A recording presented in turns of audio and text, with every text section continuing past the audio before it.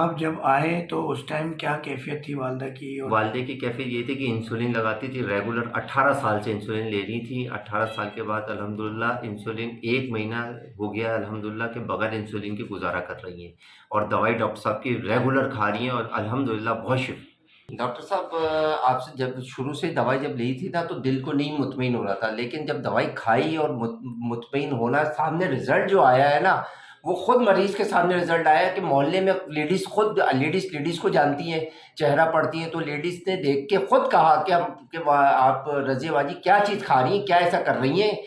तो फिर उनको मैंने जाके गाइड करा कि डॉक्टर फ़हीम हर्बलिस्ट अंचोली में ब्लॉक 17 में इस जगह बैठते हैं। तो वो आके वो भी दवाई लेके गई हैं, और उन्होंने भी 10 दिन दवाई खाने के बाद कहा है कि बहुत फ़र्क है। उनकी इंसुलिन नहीं लगी हुई थी, लेकिन टैबलेट ले रही थी शुगर की। वो टैबलेट शुगर की लेने के बाद उनकी टैबलेट भी छूट गई, और जो दूसरी दवाइयाँ थी वो भी छूट गई।